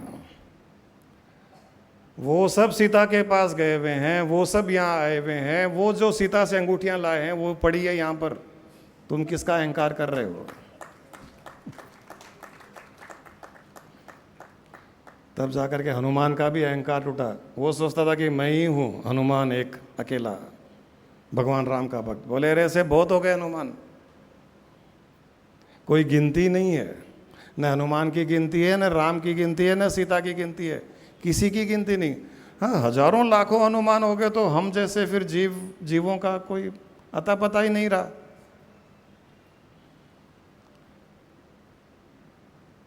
इसलिए कहते हैं कि भक्त बनो तो भी इस प्रकार ध्यान रखो कि कहीं अहंकार न आ जाए, और अपनी परछाई से जो हो रहा है वो होने दो। आपको पता नहीं चले कि परछाई क्या कर रही है। आप अपनी दृष्टि उस एक ईश्वर पर टिकाते हुए रखिए, अपने आगे बढ़ते जाइए, ईश्वर से प्रार्थना करते जाइए। और जो अभी जो मैंने बताया, इस जन्म में नए कर्म को जो करना है हमें, क्योंकि जो होना है वो होगा, जो नहीं होना है वो नहीं होगा। अनहोनी होती नहीं, होनी ही होती है। जब होनी होती है तो दुख काहे का होए। उस होनी को जिसके बारे में हमें भी पता नहीं है, हमारे नए कर्म उस होनी को टाल सकते हैं, बदलाव कर सकते हैं, हमारे भले के लिए उसमें परिस्थितियां उत्पन्न कर सकते हैं। इसलिए हमारे व्यवहार में जो मैंने बातें बताई कि अपने लिए नेगेटिव ना हो, दूसरों के बारे में नेगेटिव ना सोचें, दूसरों की नेगेटिव वाइब्रेशंस न लें, सबसे क्षमा याचना करते रहें, क्षमा करते रहें, आशीर्वाद की कमाई करें, सत्संग करें, साधु संतों की सेवा करें, और दान पुण्य ऐसा करें कि न आपको ही पता चले न दूसरों को पता चले कि आपने दान पुण्य किया है। और भगवान की भक्ति, ईश्वर की भक्ति, ये सब करते हुए जीवन व्यतीत करें। धीरे धीरे हमारे भाग्य में बदलाव आना प्रारंभ हो जाएगा। जो जो बुरी घटनाएं घटने वाली थी, बुरे कर्मों के कारण वो नष्ट होते जाएंगे, अच्छी अच्छी घटनाएं घटती जाएगी, आगे बढ़ते जाएंगे, और इस जन्म में या अगले जन्म में या किसी न किसी जन्म में अवश्य हम उस ईश्वर से ज़रूर मिल पाएंगे और उसमें लीन हो पाएंगे। चलिए, आज का तो मुझे जितना कहना था मैंने कह दिया। किसी को कोई इसी बात में कोई बातचीत करनी हो, कुछ डिस्कशन करना हो तो।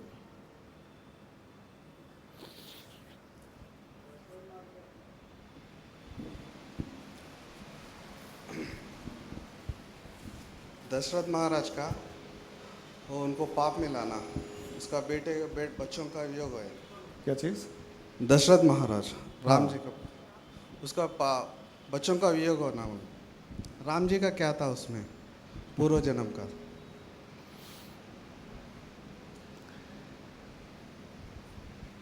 हम जब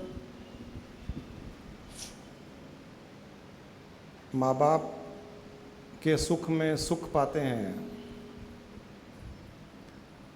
माँ बाप के सुख में सुख पाते हैं, मतलब माँ बाप के अच्छे कर्मों का फल जब हमें मिलता है तो माँ बाप के बुरे कर्मों का, श्राप का भी फल हमें भोगना पड़ता है। हम दोनों ही अच्छे और बुरे कर्मों के फल के भागीदार बन जाते हैं, माँ बाप के भी। इसीलिए भगवान राम को उनके कर्मों का फल भोगना पड़ा। साथ ही साथ भगवान के जो कल्याण करने के लिए वो आए थे, उन दोनों का एक कनेक्शन भी जुड़ गया। ये सारी की सारी सृष्टि में जो रचना होती है, जो नाटक होता है, उसके पीछे कई ऐसे कारण होते हैं कि वहाँ पर श्राप के कारण इनको वनवास जाना पड़ा, किसी का कल्याण करने के लिए इनको वनवास जाना ही था। तो ये दोनों चीज़ें जुड़ गई। तो यहाँ पर हमारे लिए ये एक लेसन के रूप में हमें ये लेना चाहिए कि हमें कभी भी किसी भी प्रकार के श्राप की कमाई नहीं करनी चाहिए। भगवान के और कई प्रयोजन है और कई कारण है जिसके कारण उन्होंने उन कर्मों को भोगा। यहाँ पर जब वो वनवास चले गए और एक दिन राम और लक्ष्मण बैठे बातें कर रहे थे, लक्ष्मण अभी तक एक्सेप्ट नहीं कर सका कि हम वनवास में क्यों आए हैं। लक्ष्मण ने भी ये बात कही थी कि भैया, जो किया पिता ने किया, जो गलत किया, पाप किया, पिता ने किया, हम क्यों भोगें उसको। और अगर माता कैकेयी ने आपको वनवास जाने के लिए कहा है, हम क्षत्रिय, हम लड़ सकते थे, हम सारे राज्य पर कब्जा कर सकते थे, हम राजा बन करके वहाँ रह सकते थे, और जो जो गलत लोग हैं उनको वहाँ से निकाल सकते थे। हम ये कर सकते थे और पॉसिबल था। राम के लिए पॉसिबल था, लक्ष्मण के लिए पॉसिबल था। तब राम ने कहा कि देखो लक्ष्मण, कैकेयी माँ चारों भाइयों में मुझसे सबसे ज़्यादा प्रेम करती थी। वो मुझसे इतना प्रेम करने वाली, जब उसने मुझे वनवास जाने के लिए कहा तब हमें ये समझना चाहिए कि इसके पीछे बहुत बड़ा कल्याण का कोई कारण है। लड़ने के लिए तो मैं भी लड़ सकता हूं, लेकिन मैंने इसको इस प्रकार से देखा कि ये भाग्य में एक मोड़ आया है और मैंने, तुमने या सीता ने इस जन्म में ऐसा कुछ नहीं किया है जिसके कारण हमें वनवास जाना पड़े, परंतु ये जो मोड़ आया है इसको मैंने इस रूप से देखा है कि माँ के मन से जब ये कोई बात निकली है इस प्रकार की, तो इसमें कहीं ना कहीं किसी न किसी का कल्याण छुपा होगा। इसीलिए मैंने उसको एक्सेप्ट किया बिना विरोध किए। ये उनका भाव था। हमें भी यहाँ पर ऐसे लेसन मिलते हैं, कभी माँ बाप ने डांटा, कभी किसी बड़े ने हमें कुछ कहा। अगर हम उसको राइट पर्सपेक्टिव में लेते हैं कि ये हमसे प्यार तो करते हैं, इन्होंने हमारा पालन पोषण किया, सब किया, और आज हमें डांट रहे हैं, तो इसके पीछे कोई ना कोई अच्छा कारण होगा। ये भी एक लेसन लेने जैसा है हमारे लिए। इसीलिए भगवान ने उसको एक्सेप्ट किया। और यहाँ पर आपको एक दो चीज़ और बता दूँ, जो भक्ति की बात हो रही थी, कि जो भक्त होता है भगवान का और इतनी भक्ति करता है कि उसका कहीं ना कहीं कल्याण होना ही होता है। यहाँ पर कुछ छुपी हुई बातें भी है। कैकेयी, रावण, वाली, जिन जिन को भगवान ने मारा, ये सब भगवान के पिछले जन्मों में बहुत बड़े भक्त थे। परंतु कुछ एक दो ऐसे कर्मों के कारण, कुछ अहंकारवश किए हुए कर्मों के कारण वो भगवान में लीन नहीं हो सके उस जन्म में। उनको ये जन्म लेना पड़ा।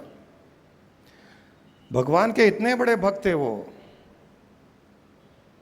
कि भगवान को उनका कल्याण करना था, परंतु जो कर्म बाकी रह गए थे उनके, वो कर्म अगर भगवान अपने ऊपर नहीं लेते और वो कर्म अगर और किसी पर निकलते, तो भगवान को पता था कि ये मेरे भक्त फिर से कर्मों के जाल में फंस जाएंगे।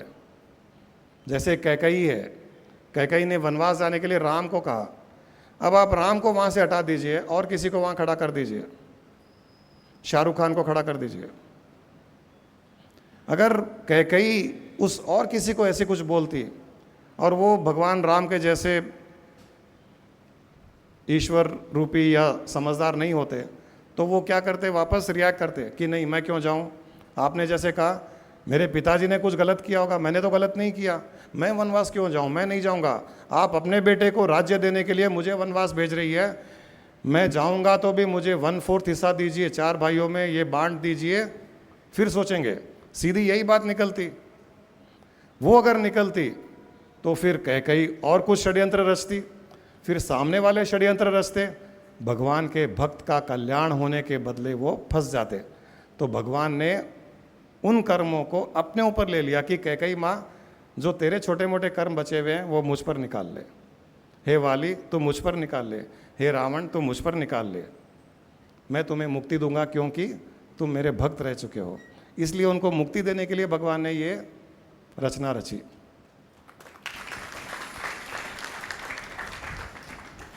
तो ईश्वर की भक्ति, भगवान की भक्ति निस्वार्थ भाव से करते रहें, और हमारे साथ में कुछ बुरा भी होता है तो भी भावना यही रखें कि उस बुरा होने में भी कहीं ना कहीं हमारी सुरक्षा, कहीं ना कहीं प्रोटेक्शन, और आगे चल करके हमारा कल्याण उसमें लिखा हुआ है। इस प्रकार से भाव रखते हुए उस भक्ति में आगे बढ़ते जाएं, भगवान के करीब होते जाएं। अनफेवरेबल सिचुएशंस को, एडवर्सिटी को कभी भी ऐसे नहीं लें कि ये हमारे साथ गलत हुआ है, भगवान हमारे साथ गलत कर रहा है। भगवान कभी किसी के साथ गलत नहीं करता है। उस गलत में भी कहीं ना कहीं हमारा अच्छा, हमारा भला, वो आगे चल कर के हमको पता चलता है, अभी पता नहीं चलता है।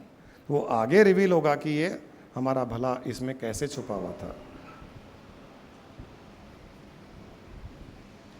Next please.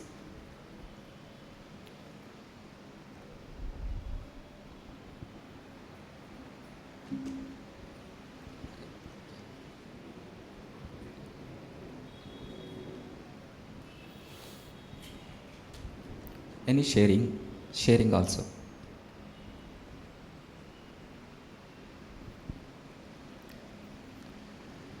इतने योगियों के बीच में सत्संग हो रहा है, सब मौन योगी।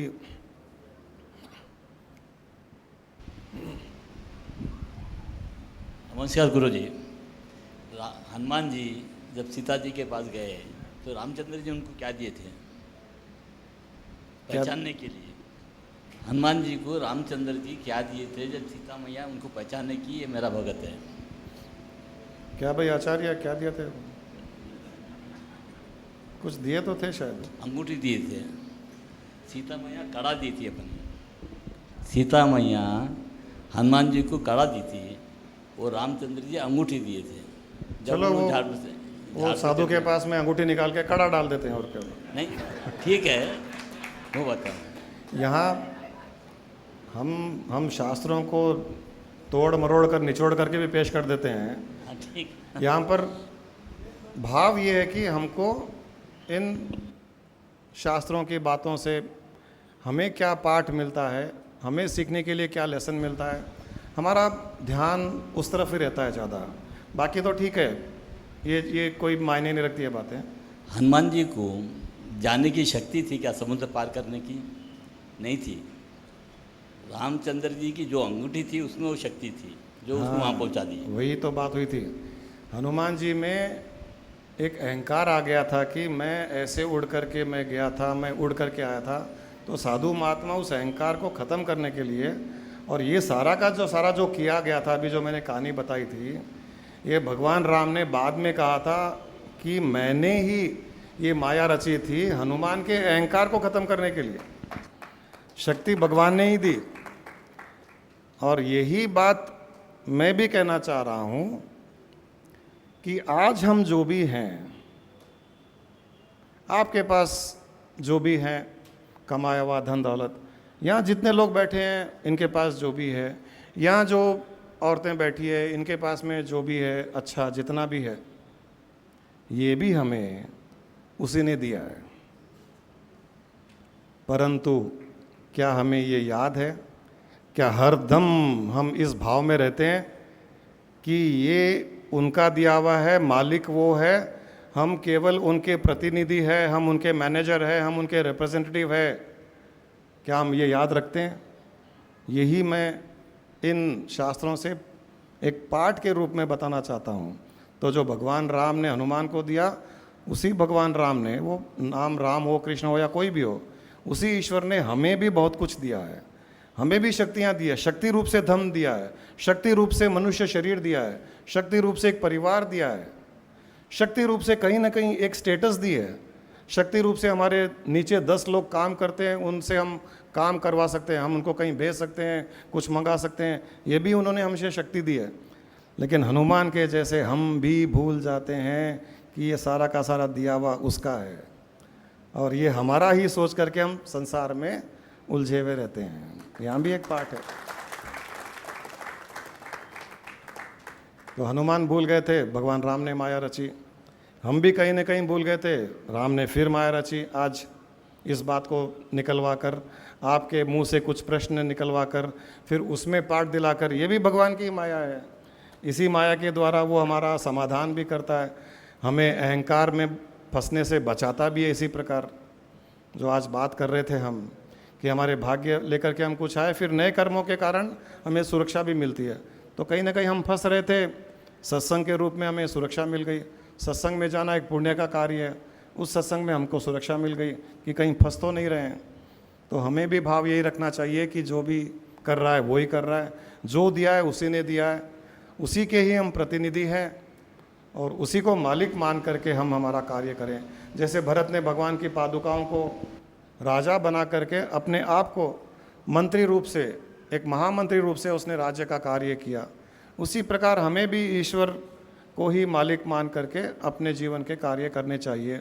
व्यापार हो, परिवार हो, सब कार्य।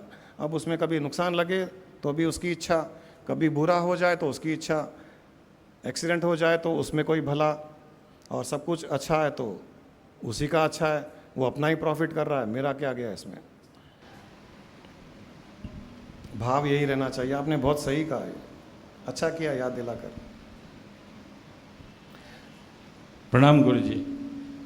मैं अनिल कुमार, मेरे एक बहुत ही घनिष्ठ या कहिए भाई है, वो बहुत अपने बेटे से प्यार करते हैं, बेटे के लिए बहुत कुछ चिंता कर, राम भक्त है वो, पूजा पाठ सत्संग हर चीज़ करते हैं, लेकिन अक्सर बेटा उनको समझने के बजाय बिल्कुल उनके खिलाफ जाता है। यहाँ तक कि बहू भी उसको समझाने जाती है कि वो पिता है उनका, ऐसा अपमान मत करो, वही है जो तुमको आज ये स्थिति में हम लोग सब हैं, अच्छी स्थिति में है तो उनको आदर किया करो, उनका सम्मान किया करो, उनकी पूजा किया करो। तो भी वो सुनता नहीं, वो हमेशा अपने पिता को बड़ा बुरा कहते हुए उनके मन को हमेशा द्रवित करता है, मन को दुखाता है।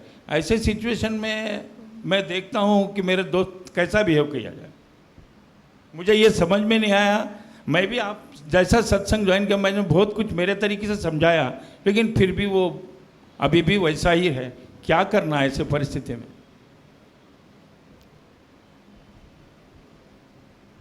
कहीं ना कहीं कोई ना कोई कटुताएं जो पूर्व जन्म की रह गई है, हो सकता है कि इस जन्म में वो बाहर प्रकट हो रही है। इस जन्म में वो अच्छा कर रहे हैं, बेटा जो व्यवहार कर रहा है वो अपने पूर्व जन्म का बदला ले रहा है, और ये कॉम्बिनेशन अभी बाप और बेटे के रूप में मिला हुआ है। मैं तो यही कहता हूँ कि वो जो पिता है उन्होंने जो भी अच्छा किया, जो प्यार करते हैं, सुख सुविधाएं दी हैं बेटे को, पुत्र वधू को, जो भी उन्होंने दी है उन्होंने अपना कर्तव्य समझ के दिया है, उसको भूल जाएं। और ये जो व्यवहार, गलत व्यवहार कर रहे हैं, इनसे क्षमा याचना करते रहें ध्यान के द्वारा। वैसे भी कि कहीं ना कोई बात रही होगी, बिना किसी बात के इस प्रकार का कोई व्यवहार नहीं होता है। या तो प्रत्यक्ष हमें दिखता है कि ये गलत व्यवहार इन्होंने किया है इसलिए रिटर्न में ऐसा व्यवहार कर रहे हैं, और जो प्रत्यक्ष नहीं दिख रहा है तो वो अप्रत्यक्ष है, वो कहीं छुपा हुआ है, पिछले जन्मों का कारण है, उसके लिए क्षमा मांग लें। कहीं ना कहीं कारण तो होता ही होता है, बीज तो है तभी तो वो पेड़ है वो। तो उनसे तो अगर यही कहिए कि क्षमा याचना करें। और दूसरा, कई बार ऐसा होता है कि हमको लगता है कि हम बहुत कुछ कर रहे हैं हमारे परिवार के लिए, फैमिली के लिए, लेकिन उसको बहुत कुछ करने में भी कहीं ना कहीं शायद उनके बच्चों के अनुसार नहीं कर रहे हैं। छोटी सी कोई व्यवहारिकता की कमी भी रह जाती है कई बार। ऐसे जिन्होंने बहुत कुछ किया है, जो प्रेम किया है, जो बहुत मेहनत करके पैसा कमाया है, जिन्होंने अपने बच्चों को बड़ा घर दिया है, गाड़ियाँ दी है, उनके जीवन में मैंने कई बार देखा है कि कहीं ना कहीं अपनी या तो अथॉरिटेटिव नेचर, या जैसा वो चाहते हैं वैसा करें, कहीं ना कहीं कुछ बात में लेकर के, या कहीं ना कहीं कोई इंटरफेरेंस किसी बात को लेकर के, या व्यवहारिकता में कहीं कुछ कोई बात को लेकर के, या अभी नहीं 20 साल के पहले उन्होंने कुछ अच्छा व्यवहार नहीं किया है जो बच्चों के मन में वो दब करके रह गया है। ऐसा कुछ भी हो सकता है, तो उसके लिए भी क्षमा मांग लें, सामने बैठ करके या तो बात कर लें कि मुझे इम्प्रूव करना है, मुझे सद्भावना रखनी है, मुझे एक हार्मनी क्रिएट करनी है, तो मेरे व्यवहार में ऐसी कौन सी बातें हैं जिसके कारण तुम लोग मेरे साथ में ऐसा व्यवहार करते हो। और वो जेन्यूनली इनको बदलाव लाने के हिसाब से बात करनी चाहिए। मैं कई बार सजेस्ट करता हूँ लोगों को फैमिलीज़ में बैठ करके बात करनी चाहिए। और जब बात करें, जैसे कई फैमिलीज़ में सिस्टम होता है कि वीकली एक बार या 15 दिन में एक बार पूरी फैमिली मिलती है, और उस मीटिंग में वो पूरी फैमिली को फ्रीडम है कि कोई भी कुछ भी बात कर सकता है, छोटा बड़े की गलती निकाल सकता है, बड़ा छोटे के बारे में कुछ कह सकता है, परंतु बहुत क्लियर ऑब्जेक्टिव है कि हमको ये इश्यू सॉर्ट आउट करना है, हर 15 दिन में सॉर्ट आउट करना है। और पूरे ओपन माइंड से बैठते हैं, फिर जो जो जिसको लगता है कि ये कमी के कारण हमारे साथ ऐसा हो रहा है या हम ऐसे बिहेव कर रहे हैं या आप कई बार ऐसे लोगों के बीच में ऐसी बात कर लेते हो जो हमको चुभती है, ये सब धीरे धीरे इश्यूज सॉर्ट आउट करते करते हमने देखा है कि फैमिलीज़ में ज़बरदस्त हारमोनी क्रिएट हो गई है। और अब जब मिलते हैं वो लोग 15 दिन में एक बार, अब उनकी बातें कुछ नहीं होती, अब खाली हंसी मजाक, टाइम पास, जोक्स, क्योंकि अब इश्यूज़ रहे नहीं, पूरी फैमिली में हारमोनी क्रिएट हो गई है। तो ऐसे भी कुछ सिस्टम है जो अडॉप्ट किए जा सकते हैं परिवार में। सहमत हूँ आपसे, मैं तो पूरा सहमत हो गया और कन्विंस भी हो गया। लेकिन वो लड़के का बर्ताव ऐसा है कि जब भी इवन उसके पिता बोल के भी दिखाते हैं कि भाई तेरे लिए मैं बहुत फील करता हूँ, तेरे तकलीफ़ के लिए मैं तकलीफ़ उठा, तू जो तकलीफ़ उठा रहा है जॉब में, बिजनेस में, जो भी है, I feel for it, I do this thing and I know you are irritating on account of your situations. ये भी पिता कहता है तो भी जब भी पिता के सामने मुंह खोलता है तो फिर उनको ताने देता है। ये क्या वजह है, क्या करना चाहिए और क्षमा याचना किससे करना चाहिए? बस वो ध्यान में बैठ करके अपने बच्चों से क्षमा याचना करें। बच्चों ठीक क्योंकि है, वो बच्चों के साथ में ही उनका कर्मों का कोई संबंध है, हाँ उन कर्मों से ही क्षमा याचना करनी है। ठीक है। तो ध्यान में बैठ करके इस प्रकार क्षमा याचना करनी चाहिए कि ये जो जीवात्माएं इस जन्म में मेरे बच्चे बन करके पैदा हुए हैं, हाँ। मेरे पुत्र वधू बन करके मेरे परिवार में आए हैं, इन जीवात्माओं से किसी न किसी जन्म में मेरा संबंध रहा हुआ है। उस जन्म में मैंने जाने अनजाने में इनके साथ जो बुरा बर्ताव किया है, जिसके फलस्वरूप ये आज मेरे साथ बर्ताव कर रहे हैं, उसके लिए मैं क्षमा मांग रहा हूँ। अच्छा, किस जन्म में किस प्रकार का बर्ताव मैंने बुरा किया मुझे पता नहीं है, कहीं ना कहीं किया होगा, तो उस कहीं ना कहीं जो किया हुआ है उससे क्षमा याचना करना है, उससे क्षमा याचना कीजिए। हमने देखा इस प्रकार के क्षमा याचना से संबंधों में सुधार हुए हैं। धन्यवाद गुरु जी।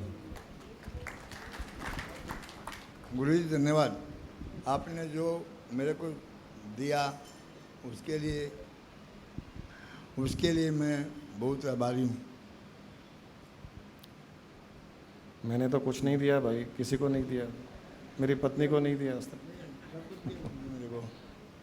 मेरे को सब कुछ दिया गुरु जी, गुरु माँ ने, गुरु 500 रुपए की ड्रेस ला के नहीं दिया जिंदगी नहीं, में कभी। वो नहीं दिए आप। जो कुछ मेरे को शिवरात्रि को जो महसूस हुआ ना, वो बहुत कुछ महसूस हुआ। ईश्वर की कृपा है आप पर बरस रही है, आपके पुण्य कर्मों का उदय हो रहा है, बहुत खुशी की बात है। आपके इस प्रकार के अनुभव सुन करके मुझे भी बड़ी प्रसन्नता हुई। आप मिठाई लाए, मिठाई खाए, बहुत सुख हुआ, बहुत अच्छा लगा, बहुत आनंद। ये तो पता लग रहा था कि आपके साथ में बहुत कुछ अच्छा हो रहा है, जो ईश्वर की कृपा पर बरस रही है, इसके लिए बहुत अच्छा लग रहा है। चलिए सेशन को यहीं समाप्त करते हैं।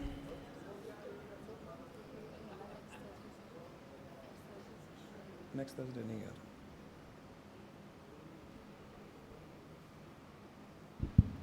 Thank you Guru ji, thank you गुरु माँ। प्लीज़ ध्यान दें कि नेक्स्ट थर्सडे हमारा सेशन नहीं रहेगा। थर्सडे सेशन गुरु जी के साथ 5 मई को नहीं रहेगा और सेशन फिर कंटिन्यू होगा उसके नेक्स्ट थर्सडे से 12 मई से दोबारा से कंटिन्यू होगा और आपको मैसेज के द्वारा वेन्यू अपडेट कर दिया जाएगा। आप में से जिसने जो भी गुरुजी के अपडेट्स पाना चाहते हैं गुरुजी के सेशंस के, वे प्लीज़ अपने अपने नंबर्स हमारे पास हमारे हेल्पलेस पर लिखवा दें, सो दैट आपको गुरुजी के प्रोग्राम्स के टाइमिंग्स और वेन्यू आप तक पहुंच सके, मैसेज द्वारा पहुंच सके। Thank you. जो गुरुजी बता रहे थे शुरू में बॉम्ब ब्लास्ट का एक किस्सा, जो एक आदमी बच गया था बॉम्बे में, जब गुरुजी के प्रोग्राम्स होते थे शुरू में 8-10 साल पहले की बात है, तो एक आदमी आता था वहाँ प्रोग्राम में, 20 या 21 ऑपरेशंस हुए थे उसके, 65 ऑपरेशंस। स्टॉक एक्सचेंज में जो भयानक बॉम्ब ब्लास्ट हुआ था उसमें वो उधर ही था और अभी तक बोल रहे हैं हर 1-2 महीने से कुछ ना कुछ कहीं ना कहीं बॉडी से निकालते जा रहे हैं, लेकिन आता था, प्रोग्राम्स अटेंड करता था और आके शेयर भी करता था। नॉर्मल चल रहा है, हर चीज़ नॉर्मल हो गई, लेकिन इतनी तकलीफ़ के बाद भी वो इतना ज़िंदा दिल इंसान है कि एकदम खुश दिखता था वो। ये बहुत बड़ा एक अच्छा किस्सा है, मुझे भी याद आ रहा था बाद में। ये आदमी मेरे ख्याल से 92 की बात है, या वो बॉम्बे स्टॉक एक्सचेंज में ब्लास्ट हुआ था जब, बहुत पुरानी बात है। वो एक बैग लेके गया था उस ब्रीफ केस में। उस ब्रीफ केस में किसी आदमी के शेयर सर्टिफिकेट्स थे, और करोड़ों के शेयर सर्टिफिकेट्स थे जो वो किसी को देने के लिए जा रहा था उस दिन। और वो वहाँ पर जैसे ही पहुँचा, ये बॉम्ब ब्लास्ट हुआ। वहीं 10 फीट भी दूर नहीं था वो, और उस बॉम्ब ब्लास्ट में तो शायद कोई 200-300 लोग मरे थे। वो बहुत भयंकर बॉम्ब ब्लास्ट था। ये 20 फीट दूर गिरा, जा कर के उसका होश, हाथ कट गए, पाँव कट गए, खून ही खून से लथा हुआ है, फिर भी उसे होश था थोड़ा बहुत। और इतने में लोग वहाँ पर आए, जो वहाँ जो इंजर्ड हो गए उनको बचाने के लिए, हॉस्पिटल ले जाने के लिए। तो इसके पास में कोई आते ही, इसको कुछ दिखाई नहीं दे रहा, सुनाई नहीं दे रहा, बस उसको कुछ लग रहा था कि कोई आया उसके पास में। तो उसने उसको कैसे भी बुला करके कहा कि भाई साहब, ये बैग इस आदमी को देना है, वो रूम नंबर इसमें, वो बॉम्बे स्टॉक एक्सचेंज का आदमी है, उसका फ़ोन नंबर ये है, बोल करके बैग दिया और वो बेहोश हो गया। वो कब, कितने दिनों के बाद में उसको होश आया, हॉस्पिटल में था। जैसे ही आंखें खुली, सबसे पहले उसने ये पूछा कि वो बैग कहाँ है। इतनी उसके मन में ये भावना थी मरते समय भी कि ये जिसका बैग है, जिसके करोड़ों रुपए के सर्टिफिकेट्स उसमें थे, वो सही इंसान के पास पहुंच जाए, वरना उसका बहुत बड़ा नुकसान हो जाए। यही भावना थी उसकी, ये नहीं थी कि मैं बच जाऊं। और उसने बोला भी था कि मेरे पास, मतलब उस समय ऐसा था कि मैं बैग को फेंक करके कुछ अपना बचाव करूं, लेकिन वो बैग को पकड़ा रहा वहीं पर। और बाद में उसको पता चला कि जिसका बैग था उसके पास पहुंच गया। जैसे गुरु माँ ने कहा कि उसके 6 महीने तक तो वो हॉस्पिटलाइज रहा। डेली ऑपरेशन होता है, कहीं यहाँ होता है, कभी यहाँ होता है। उसने एक बार शर्ट खोल के दिखाया तो हम देख नहीं सकते, उसके शरीर में पूरे कट कट कट जो ऑपरेशन के मार्क्स हैं, पूरे शरीर में देख नहीं सकते, इतना भयानक उसका। परंतु वो बच गया उससे। मुझे एक ही लगा, और वो भी कहता है कि मैं केवल इसीलिए बचा कि किसी न किसी का ध्यान मेरे मन में था मरने के समय, कि उसका कल्याण हो जाए, उसका बुरा नहीं हो, मेरे हाथों से किसी का नुकसान न हो, केवल और केवल उसी के कारण। आज भी 65 ऑपरेशन हुए उसके, आज भी वो जिंदा है।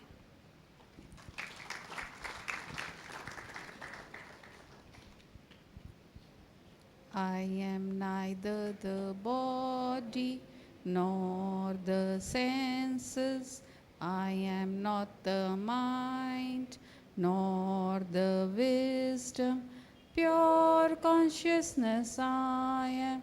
I am the formless Chidananda Rupo. Shivoham, Shivoham. Chidananda Rupo. Shivoham, Shivoham. I am not in bondage nor seeking liberation. I am not in tension nor in the stress.